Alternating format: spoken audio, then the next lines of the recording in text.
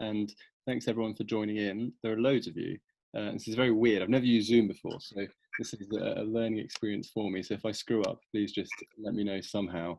If you have any questions, just message in the chat box. So I'm doing the AFP at St. George's. I'm in my just finishing my F1 now, and my academic block is at the end of next year.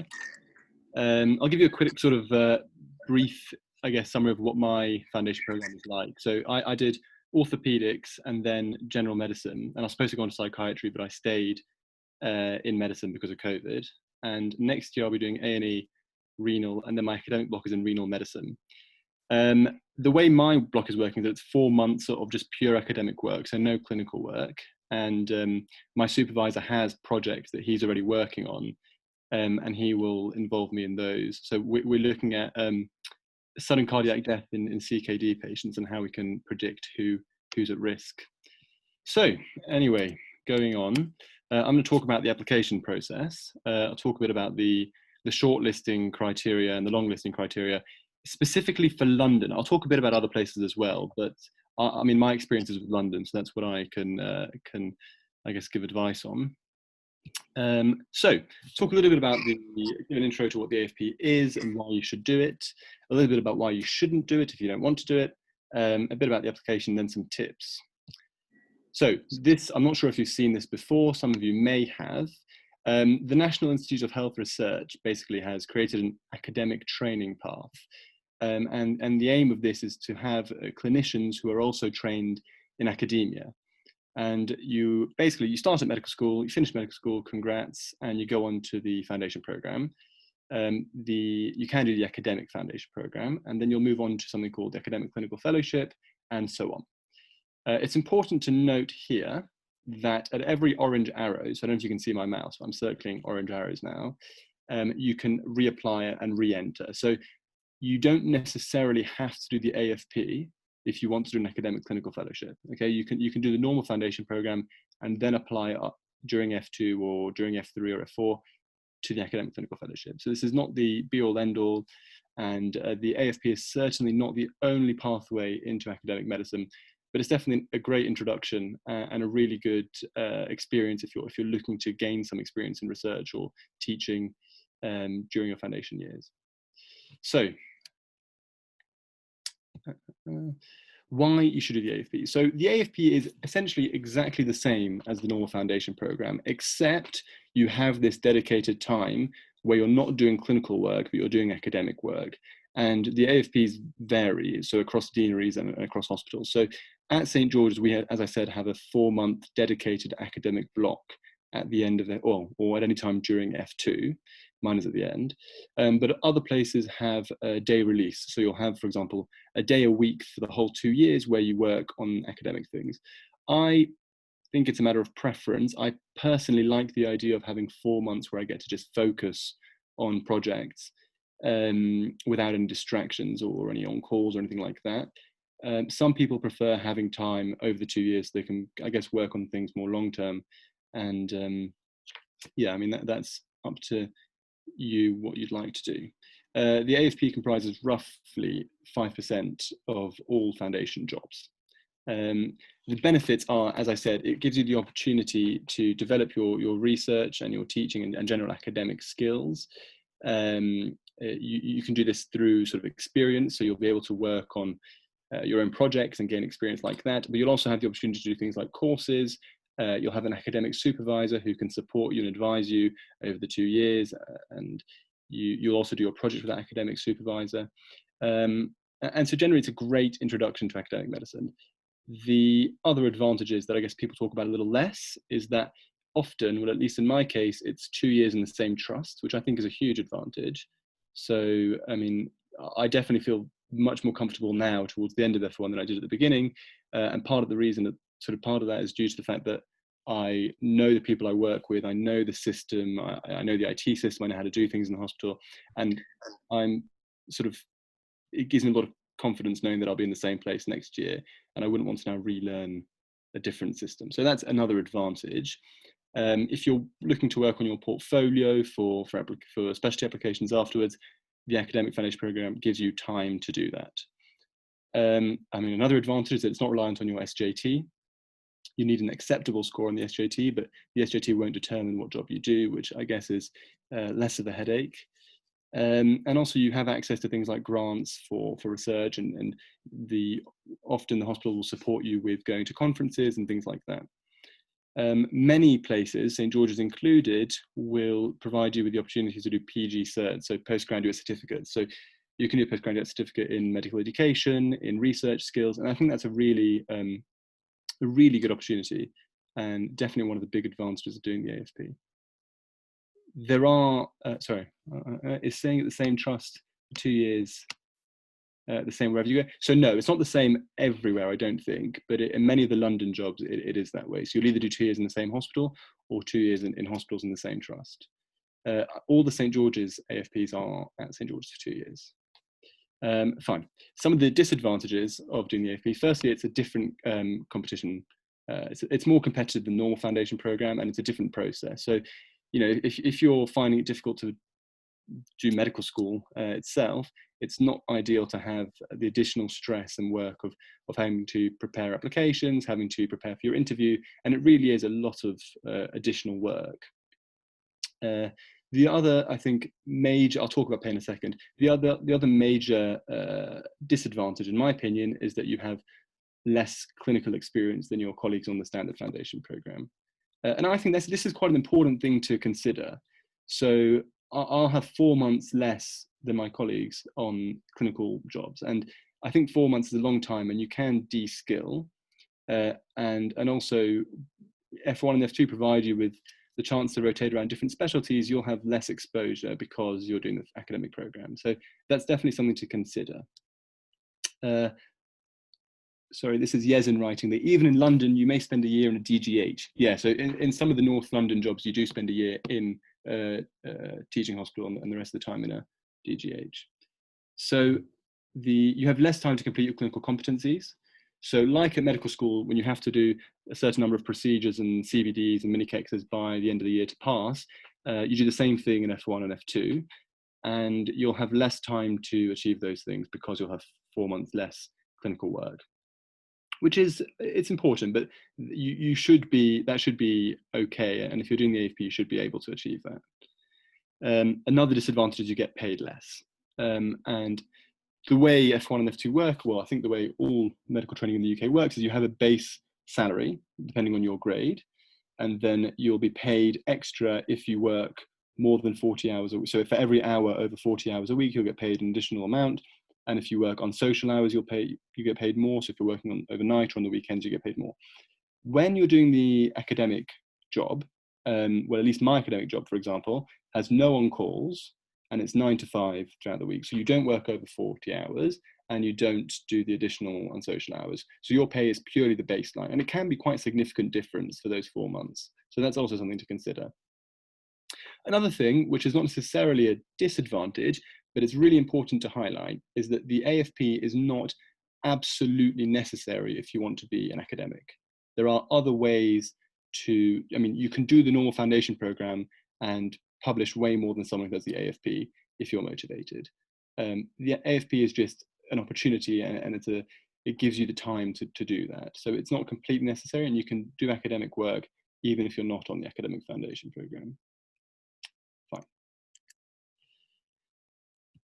So a bit about the process, and I apologize for the terribly screenshotted images here that are a bit blurry, but this is for this year, so for your applications.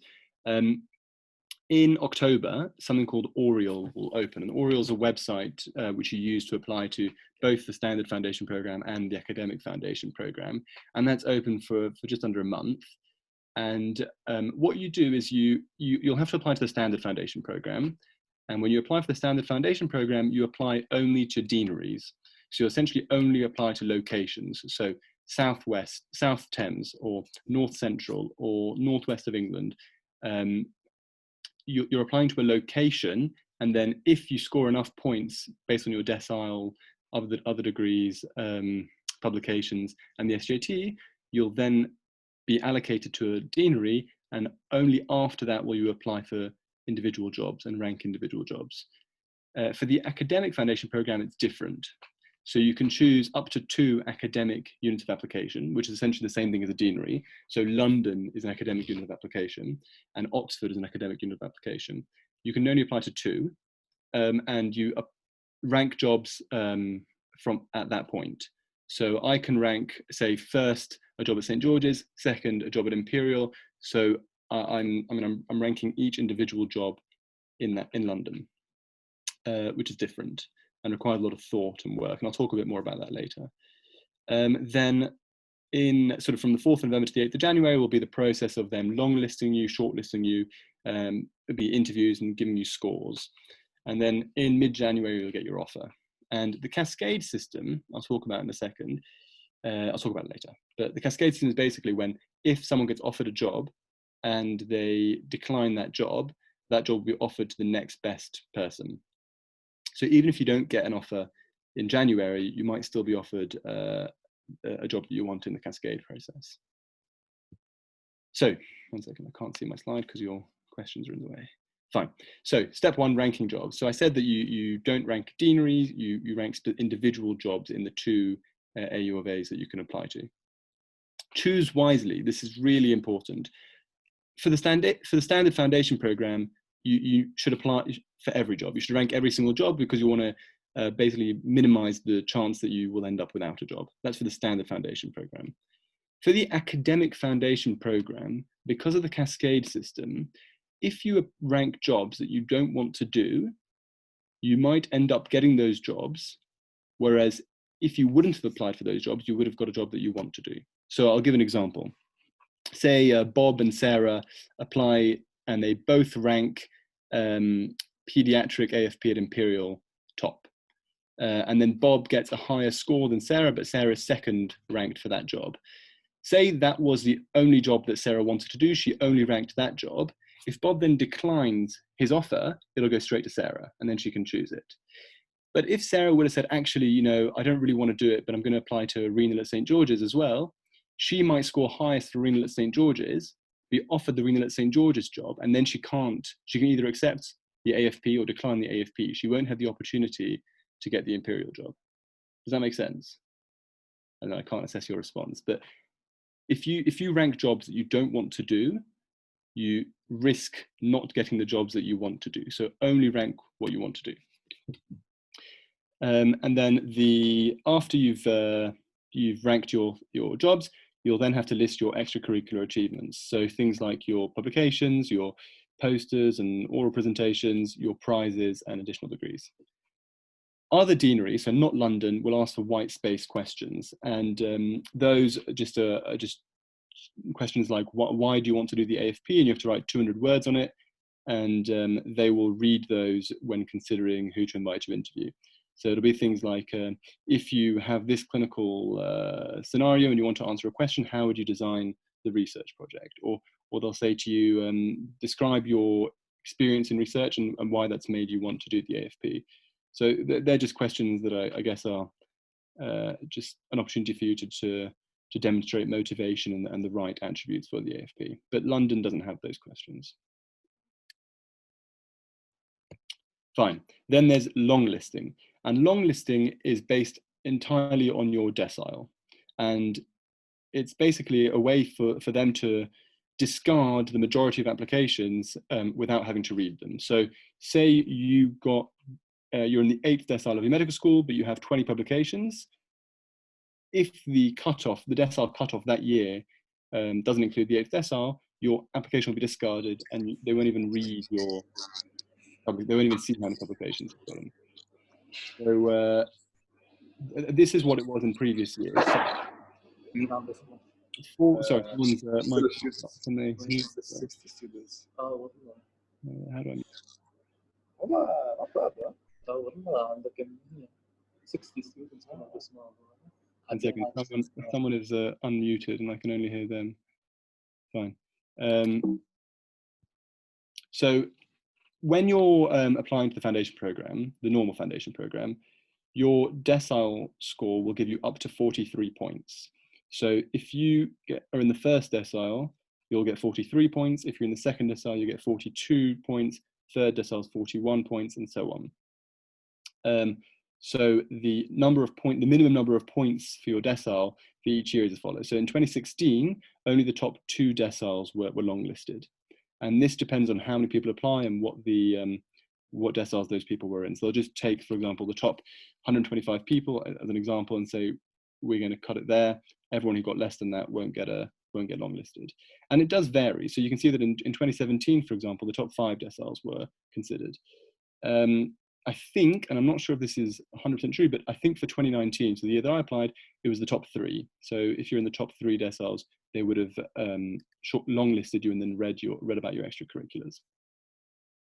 And you'll get a notification to say you've been longlisted. Then shortlisting, and this is the interesting part. And this was the system they used for shortlisting when I applied in 2019. So for your degrees outside of medicine, you can get up to 10 points. So if you have 2 PhDs, you will score 10 points. And if you have 2 PhDs, that's very, very impressive. I think very few people will have more than 4 points here. Just sort of to give where I scored here, I actually didn't do a BSc at medical school, so I got 0 points here. Just sort of to prove that you can do the AFP without intercalating. Then that's your points for your degrees, and then what they'll look at next is your research.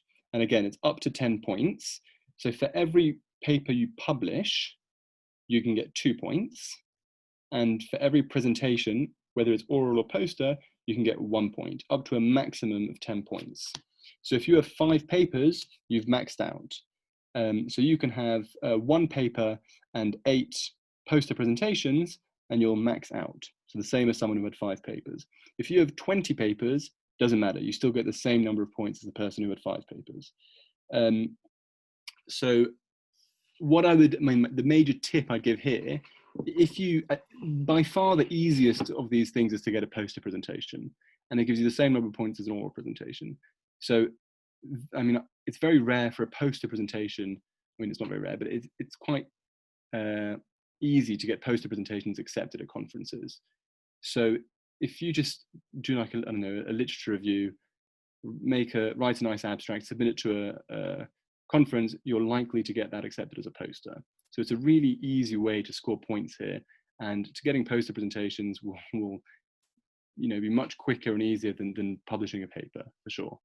So you can definitely work even from now to improve your points in the research domain. And then you can get up to 5 points for prizes. So and this includes things like distinctions and merits at medical school, and any sort of prize from a reputable body. Things like the RSM. If you submitted an essay to the RSM and won a prize, you'll get a point for that. It's really important to know that you can include distinctions and merits. So, for example, I don't know how it works at other medical schools, but at St. George's, I studied at St. George's. If you get in the top decile, you get a distinction each year. And if you get in the top 2 deciles, you get a merit. This is for London, this scoring system that they use. I don't know what they use elsewhere. But I'm sure it's very similar, and I'm sure it's all based on the same things. The important thing is to know what each deanery will be looking at, because I don't even know if they're going to use the same system this year for London. I imagine they will. So if you get in the top decile, you get a distinction. If you get in the top 2nd decile, you get a merit. So if you got in the top if you got in the 2nd decile for the first 4 years of medical school, because obviously you're applying your final year, that's already 4 prizes. And then you only need another one to max out.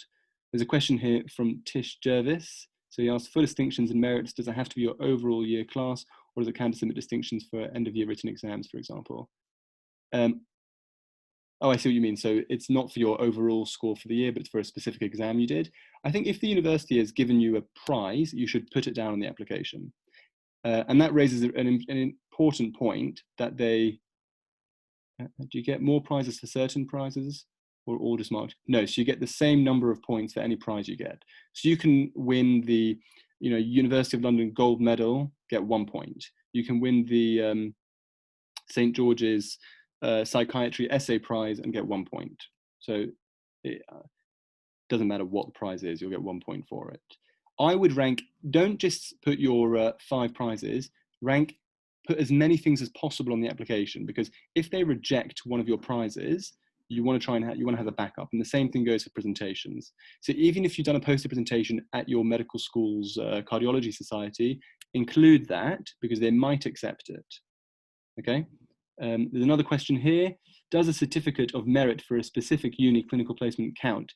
Yes, it should do. Okay. So if you've been given a prize from your medical school for anything, that should count.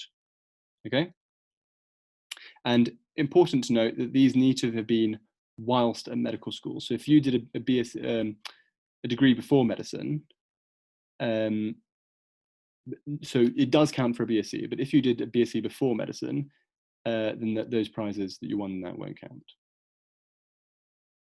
Fine. And what happens next? Oh, sorry. So this is your shortlisting score. And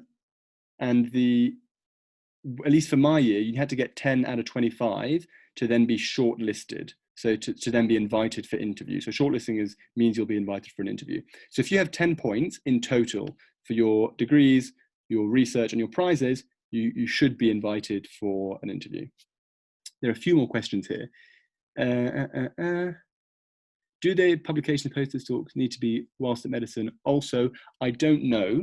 I don't think so. I don't think it matters. I mean, if you've published something, I don't think they'll check what year it was published and whether they accept it, but I don't know for sure. That's a good question to ask the school you're applying to, the deanery you're applying to.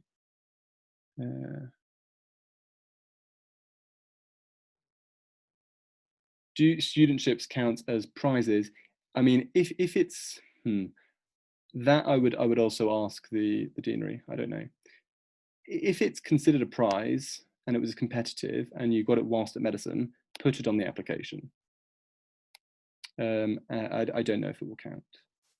What does that mean? There are a few in the Q&A. Which would you rather? Sorry, that's from me. I was just saying there are a few in the Q&A as well, but I wasn't sure if you just want it all. Oh, is there a separate Q&A section? Yeah, there's a Q&A. It just makes it easier for you because you can see which questions you've answered and which you haven't, and go through it easy. But if the chat's working for you, we can use the chat. No, fine. I'll go through both. Sorry, guys, I'm useless at this. A lot of questions. Do you know if interviews this year will take place in person or will they be over video call? I don't know.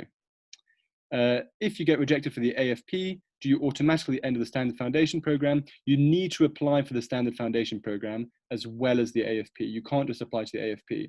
And if you get rejected from the AFP, you'll still stay in the standard foundation program. So there's no risk when you apply to the AFP. Next question, is longlisting done for all AFP programs, i.e. not just London? I'm not sure. I know that it's done at London and it's done at Oxford. I imagine most places will longlist you.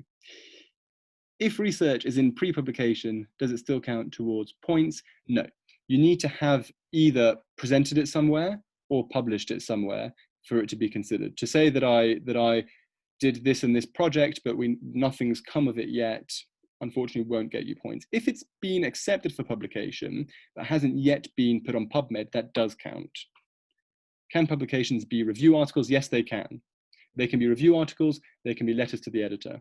That's fine. They can be case reports, no problem. Are distinctions merits from first or second year count? Yes, they definitely are, and they form the bulk of my points. Does it look better if you were first author on a paper? They don't care. As long as your name is on the paper, doesn't matter. Do the papers need to be an original research paper? Or do literature reviews count? They count. How does it equate to 25 if it's max 5 and 10? There's also this is 10 plus 5 and also the degrees. Does that answer your question? Yeah, cool. Is this the same type for all types of AFP, i.e. leadership, etc.?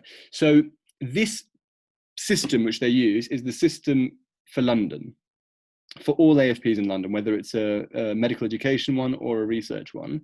I don't know if they use the same system in other AU of A's, but I assume they will use a similar system. So all these things will matter. Do literature reviews count as original research projects? Well, I mean, yeah, I mean, they count as publication. If you've published it somewhere, they count as a publication. You'll get 2 points for it. Do studies conducted abroad count? If they're on PubMed, yes. As long as they're in a peer-reviewed journal, yes. Oh my God. What are the benefits of doing the AFP in terms of specialty training? Why do the AFP? Okay, so the question is, what is the benefit of the AFP when it comes to applying for specialty training later, I assume? And I mean, there are many benefits. So I'd say the major benefit is the time you get to work on your portfolio. So when you apply to specialty training, say you're applying for core surgical training after the AFP, after F2, there's a point system for that as well, and you get points for applications, etc.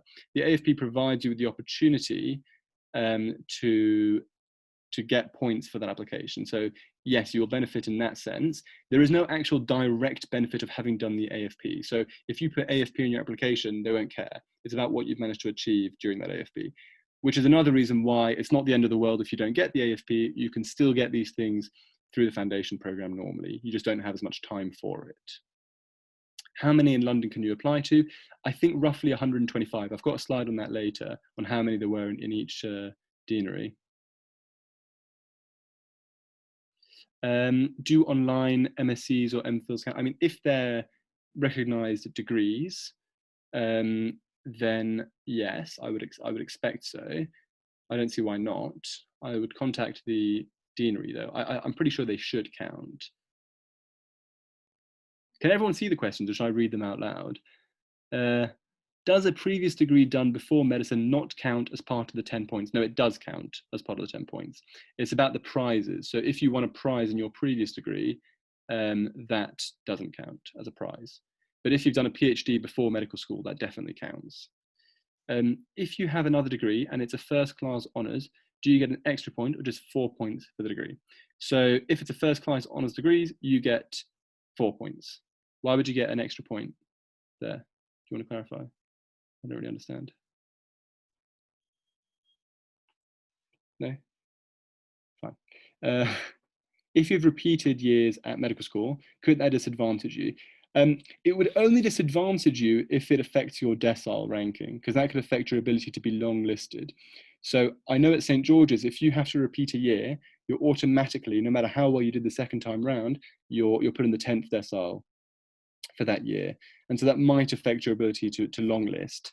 Yeah. Are the qualification points cumulative?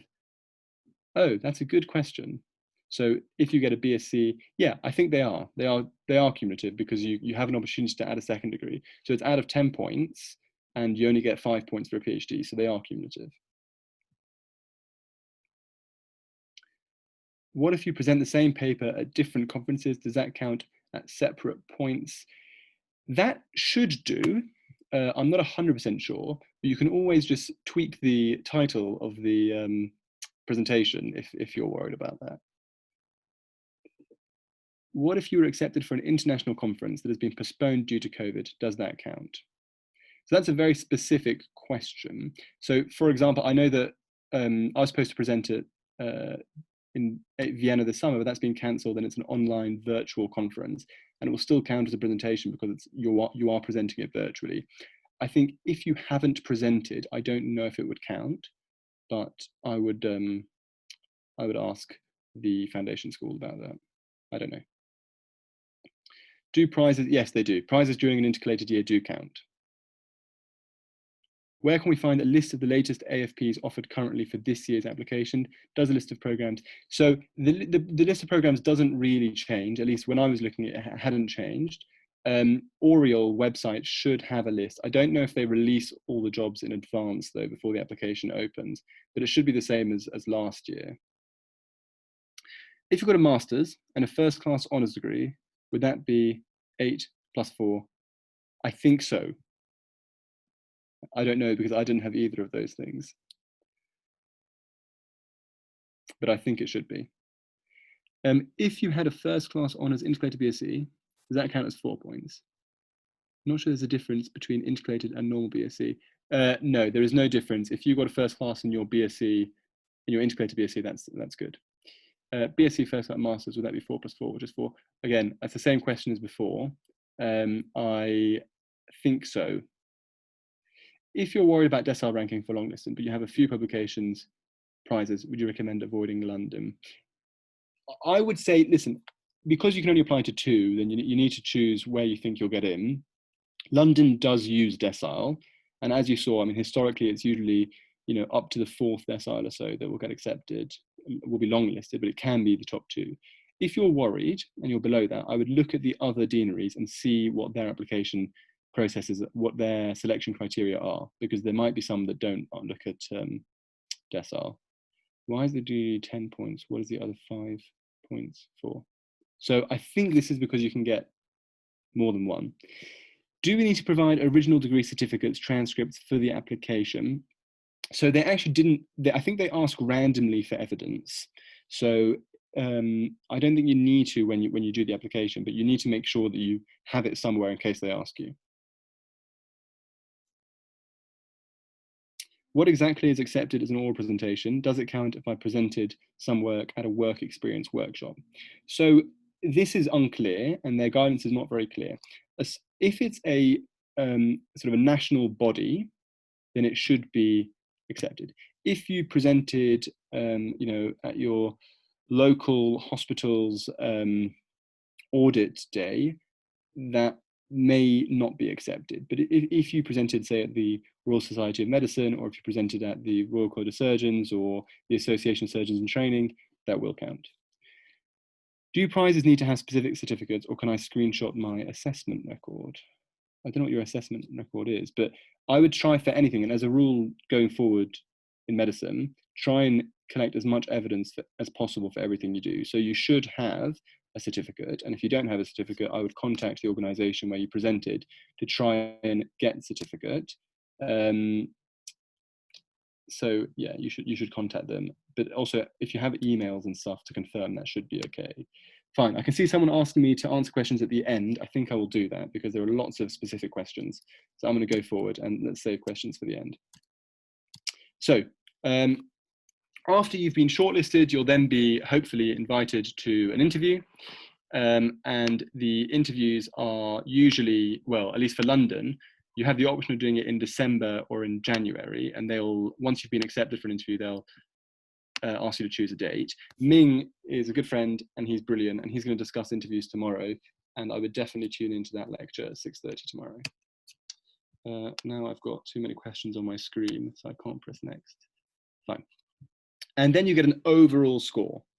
And your overall score will be based on your shortlisting score, so your pre-interview score, which is, again, is your degrees, publications, presentations, and prizes.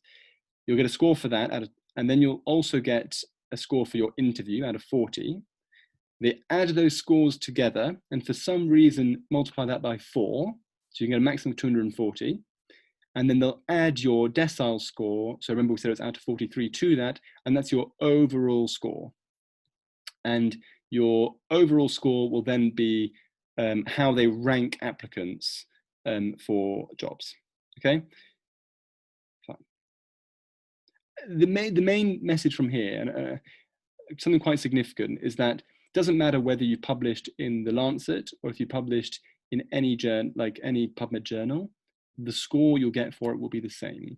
That's why I'm saying just get poster presentations at national organizations because it's easy and you'll score points. Which is, those presentations won't be worth as much when it comes to applying for specialties afterwards, but for the AFP, they mean the same. Fine. So let's hope everything goes really well and you're given an offer, and you'll be given an offer for a specific program. So I got an email in January that said, you've been offered the St. George's Renal AFP. Do you want to take it or leave it? Here are the jobs. Do you want to take it or leave it? And you only have 48 hours to accept that, which is really stressful because it's quite a big decision where you'll spend the next 2 years and what you'll be doing. And if you accept it, you'll be automatically withdrawn from the standard foundation program. And then that is the job you're going to do. If you pass medical school and you don't completely bomb the SJT, that is the job you're going to do.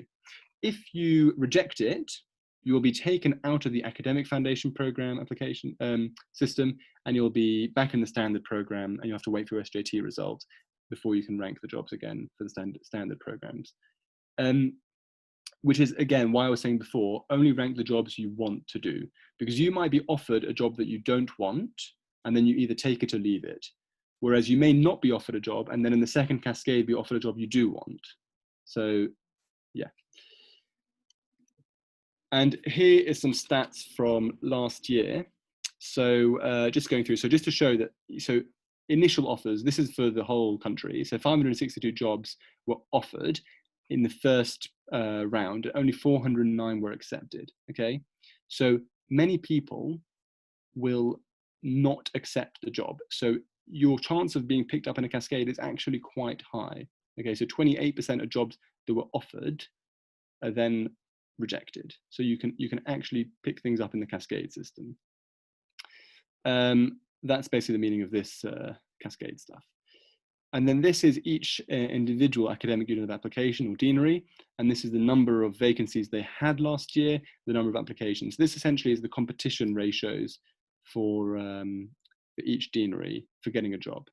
So if you were to rank every job in London, so 124 jobs, you would have a 6.7 to 1 chance of getting a job. Okay, and obviously that reduces if you only apply to the jobs you want to do.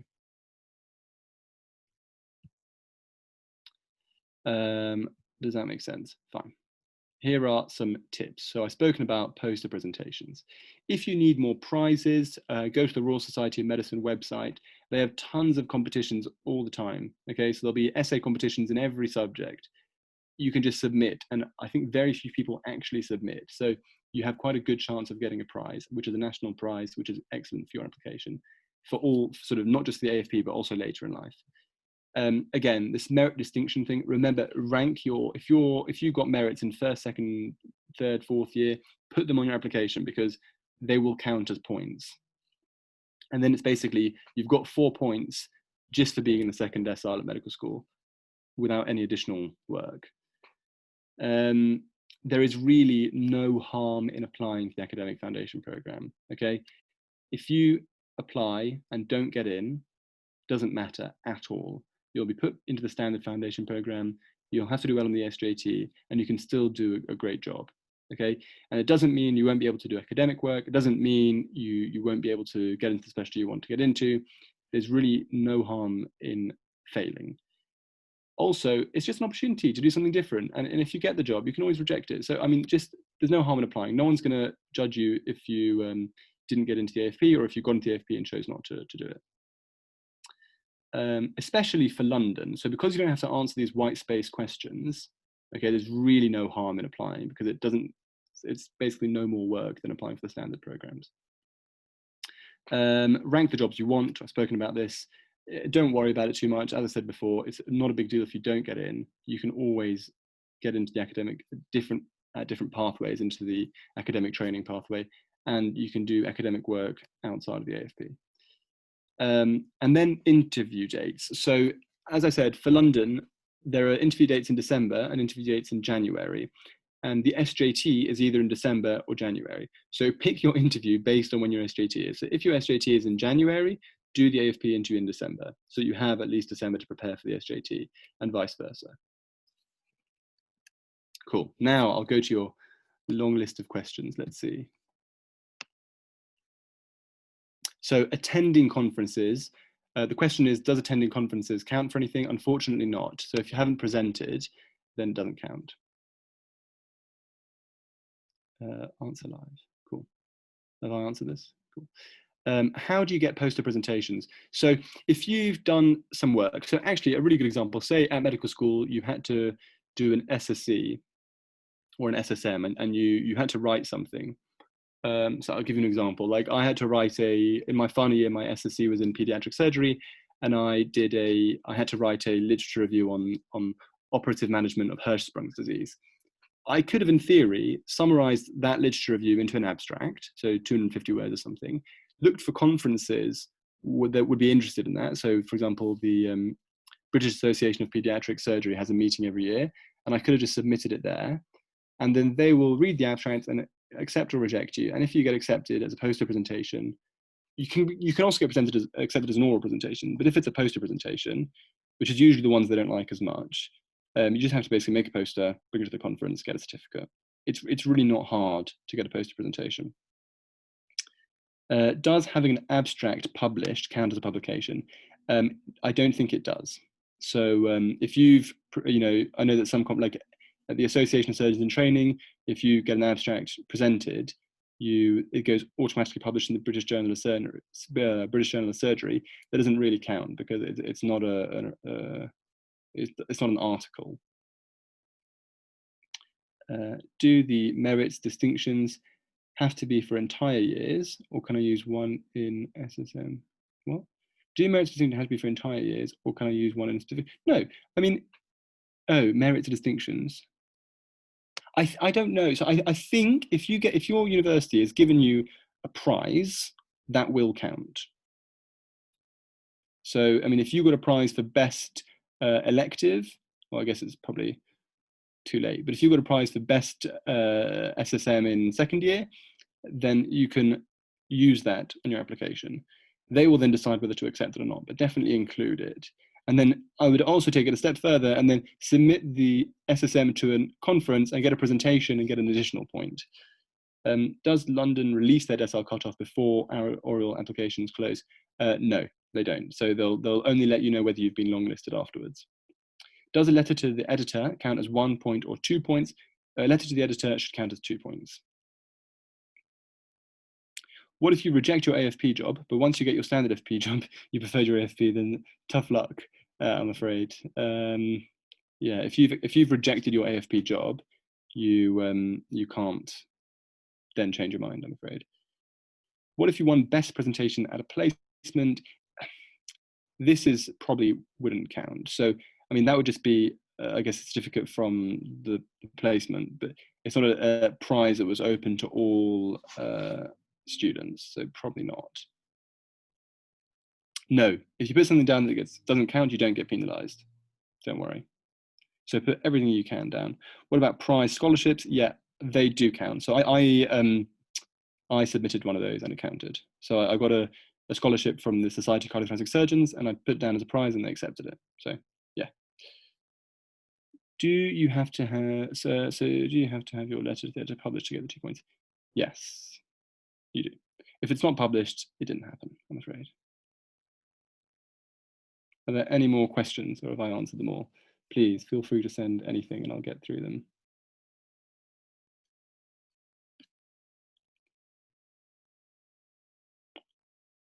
If you get offered an AFP and accept, but then defer the start of F1, would you lose your AFP space? I don't know. What do you mean by defer the start of F1? Do you mean by a year or by like a couple of months? I think if it's by a year, you probably would. I don't know the answer to this question. That's a very specific question. Can I put my blue Peter badge as an award? I don't know what that is. Is it like something you get for being a scout, like a good scout as a kid? I don't know. If so, then no. If it's a prize that you got for being the best at your medical school, it does count. Sorry. What's a blue Peter badge? Can someone educate me? Do you need permission from your supervisor to submit an abstract to a conference, or can I just submit without asking them? I mean, it's very, it would be much more courteous if you asked them and showed them what you're submitting. Because I mean, if it's their work and if they're going to have their name on it, they should know what it looks like and what it is and where you're submitting it. So I would say yes, as professional courtesy. I would ask your supervisor. But you don't need a supervisor, just to point out. I mean, you can literally go choose a subject, write about it and submit it to a conference. Sorry, I joined late, so not sure if you covered this earlier, but how many publications should we aim to have by the end of med school and how many prizes and presentations? So I don't know if you saw the point system. So I guess on the recording, you'll see the point system. If you have 1 publication and 8 posters, you'll max out your points. If you have 0 publications and 10 posters, you will max out your points. So it depends on the combination. And also, you don't necessarily need to max out your points to get an interview. Most of the available points for the overall application are from the interview. So try and get an interview first, and you only need 10 points. So if you have an additional degree, there's less pressure on you having publications and stuff. There is no set number. are particular schools in London more competitive, or does this not matter as you are pooled by London? You're pooled against everyone who applied to London. So for the standard foundation programme, obviously you have a few deaneries in London. You have South Thames, North West, North Central. But for the AFP, that's different. So for the AFP, it's just London as a whole and Brighton. And so everyone who's ranked the jobs you'll be up against. And so the competition should be roughly the same across all schools. What jobs did you get again for F1, F2, if you don't mind me saying? Sure. I'm doing the renal AFP at St. George's. So my first job was in paediatric trauma and orthopedics. Second job was supposed to be 2 months of endocrinology and 2 months of acute medicine. And then my third job was supposed to be psychiatry. But because of COVID, my psychiatry job was cancelled, and I ended up doing 6 months of acute medicine. So I've been on acute medicine for 6 months, endocrinology for 2 months, and orthopedics for 4 months. And the next year I've got A&E, renal medicine, and then my academic block, which is in nephrology. Would the specialty you choose for the AFP research block count as foundation placement in that specialty or specialty training? No, if it's not clinical, it doesn't count as a clinical. I mean, if you did a 4-month job with vascular surgery, as like on academic vascular surgery, your 4 months will not be in theatre. You'll be in a lab, or in the library. So no. Could you explain what the cascade is again? Sure. So you'll get points. After the application, you get a certain number of points, and that's your score. And you will, if you're the highest ranking person for the job that you applied for, you will be offered that job. You can then, if you decline that job, the next best person will be offered it. Okay. So Bob and Sarah, Bob got 250 points, Sarah got 249 points, and they both ranked pediatric AFP at Imperial first. Bob will get the job because he had 1 point more than Sarah. But if Bob declines that, Sarah will get offered, and that's the first cascade. So even though Sarah did really, really well, if she would have only applied to that AFP, she wouldn't get an offer the first time round. She would only get an offer in the cascade. So don't be disheartened if you don't get an offer in the first round. All the prizes for the RSM are closed for this year. Any tips on where to look for prizes? Oh, I don't know. Sorry. Look for, so good places are Royal Society of Medicine, Royal College of Surgeons, the Association of Surgeons in Training does a few prizes. I didn't know they'd closed for this year. That's very sad. Sorry. You chose a bad year. Sorry. I'm thinking about submitting a publication by myself without a supervisor. Does a paper look less credible if there's only you as a sole author? No, you look awesome. If you publish a paper with only your name on it, that's badass. And that's cool. Don't worry. It matters where you publish it later. So, I mean, if you publish in a crappy journal, then people won't like that when you're a consultant. But no one cares for the AFP, don't worry. Can the AFP block be at any point in the 2 years? So this is interesting. So when I applied, at least in London, it was always in the second year. But my friends who are doing the vascular surgery AFP at St. George's have now been told that in the future, the academic block will be in F1. And I think that's because during COVID, they needed more SHOs, and they could have lost some F1s in exchange for SHOs. So I think in the future, they may start offering academic blocks in F1, which is another reason why I don't know if the jobs this year will be the same as last year. And no one knows the answer to that question. And some AFPs will have day release. So you'll have, even from the first year, you'll have days of the week where you do academic work. Can the AFP block be at any point? Yeah, sorry. Do you mind me asking, what do you want to specialize in? Has your time in AFP influenced that? That's a good question. So my time in the AFP so far has been exactly the same as anyone who's been in F1, because I've not actually had my academic block yet. The only difference is I get a university card, get to use shortcuts through the uni, and get to use the university library. But I want to do pediatric surgery, and I want to apply to core surgical training. During my orthopedic block, for example, because it's only AFPs who do that job, my supervisor during that block was a very academic consultant. And she, when I first started, knew that I was an AFP and offered me a list of projects to get involved with. So yeah, I mean, I guess it has influenced that, and it's given me the opportunity. And I think during F2, during those 4 months, I'll be working a lot on my portfolio, trying to publish as much as possible. So it will influence my ability to get in to what I want to do. It might also change my mind and maybe want to do renal medicine, maybe, who knows. Next question. Do you know of anyone who did a wet lab project during their AFP block? I know lots of people do lab work, so you definitely can. And I know that different programs, so the programs vary in flexibility. I don't know if I spoke about flexibility. So the AFP, one of the other disadvantages of it is that actually you're less able to swap. So my friend, for example, is doing a normal foundation program, managed to swap his entire F2 year. You won't be able to do that, obviously, and you'll be less able to swap your individual jobs.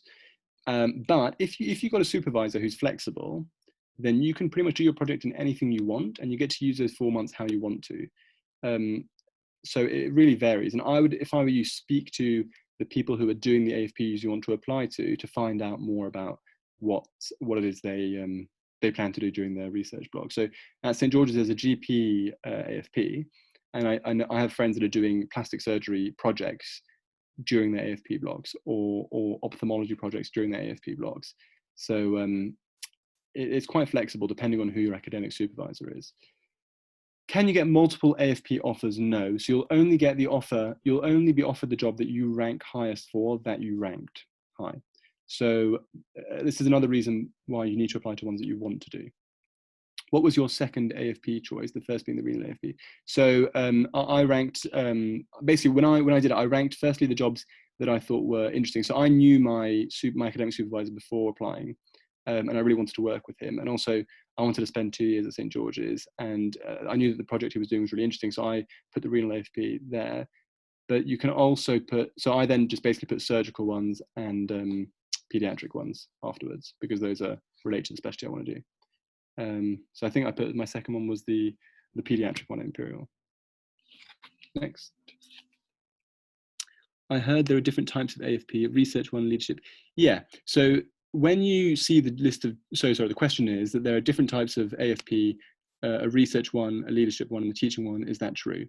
And it is true. So for London, when you apply, when you're given the list of jobs, you'll see that they'll tell you what the actual rotations are, clinical rotations are, and then the academic block will be specified. So there are medical education AFPs in London, and there are specific specialty AFPs in London.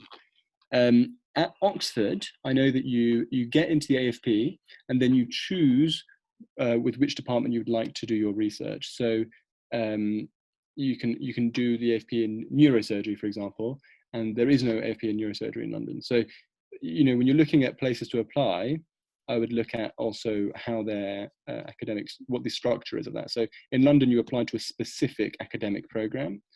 In other places, you apply to the academic foundation program generally. You'll rank the jobs in terms of which ones interest you in terms of clinical rotation. Then the AFP is a free-for-all. Anonymous attendee is worried that is not president or another high position in one or more societies. Does this matter on the AFP application? No, it doesn't. It doesn't matter at all, because that's not part of the application. That's not part of the shortlisting criteria.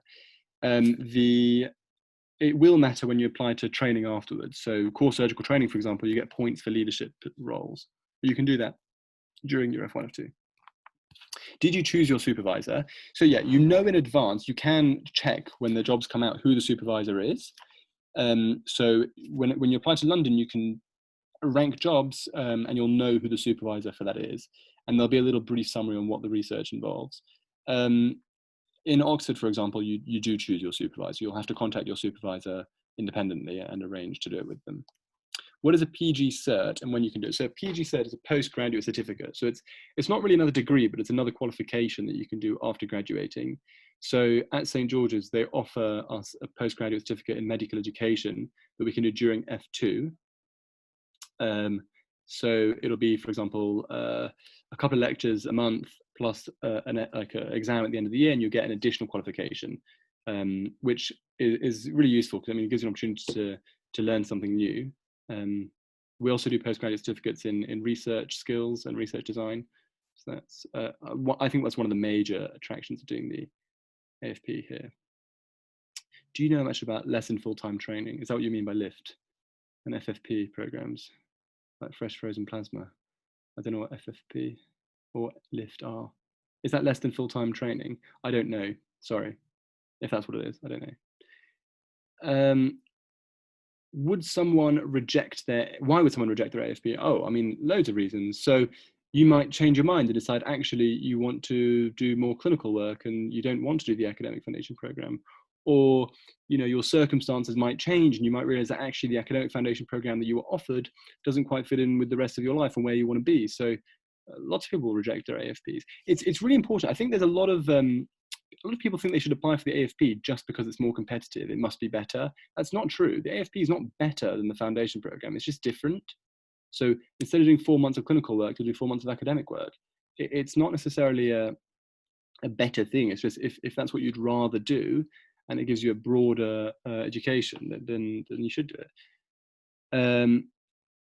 So someone asked, sorry, so you apply to one AFP but get only one. So yeah, so I think I understand. So you can rank 20 AFP jobs, but you'll only be offered the one that you ranked highest for. So it's basically it's a balance between what you ranked highly and where you're ranked highly for, and that's how you match for a job. When did you start bulking up your CV activities in preparation for the AFP application? I was quite lucky. I got involved quite early. So I presented a few times in my second year, third year, and just gradually bulked it up over time. That's not completely necessary. I mean, you can probably bulk it up in a year or so if you're in fourth year. You can just bash out as many projects as you can. There's no right or wrong time, but I started quite early, I would say, just by chance, because it was the opportunity was presented to me when I was in second year, so I just took it. Would you say to put the jobs that you would think are less popular as your top choices? But why would you do that? No one's gonna think you're it doesn't matter whether you're doing the AFP job or not. No one will look at you differently whether you're an AFP or a normal foundation trainee. What matters is what you want to do. So I would put the jobs you want to do. Don't worry about the competition, and then apply. I mean, if you go into the AFP thinking that it's going to be better than the normal foundation program, you're wrong. It's better suited for different individuals. Sorry, for Oxford, should I contact the supervisor before applying for an AFP? Or so that's a good question. So the question is, should they contact their supervisor before the AFP or after getting an offer from Oxford AFP? I would personally contact before, just because it gives you more time to prepare. And actually, you can put that in on your application and your white space questions. You can have already spoken to blah, blah, blah, blah, and I really want to do this project with them on this. So it's nice to apply, to speak to them before. But there's no rule. Where and when can we find out more about the structuring and how the ranking of non-AFP and AFP rotations occur in each deanery trust? So plus the list. So that's when Oriel opens. So when Oriel opens, you'll be able to see the list of jobs. I know it's really, really annoying that you can't see them in advance. If you manage to access the ones from last year, I assume they'll be quite similar.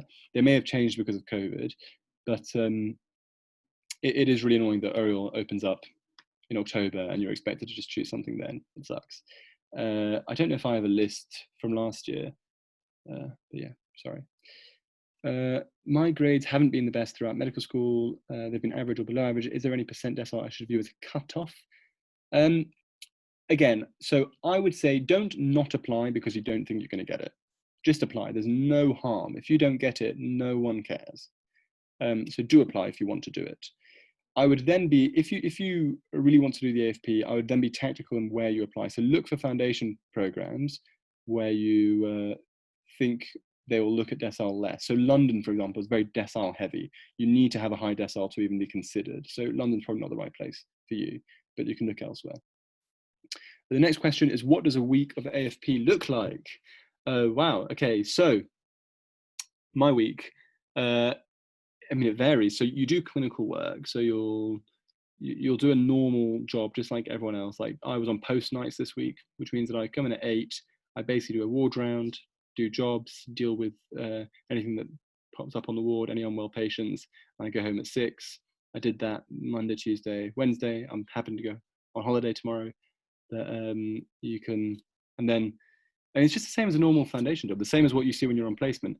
I think when it comes to what the week is like during your actual academic block, that varies. So I expect mine will be probably Monday to Friday in a lab or with sort of my supervisor, just writing, going through data. Yeah, I think it's really varied.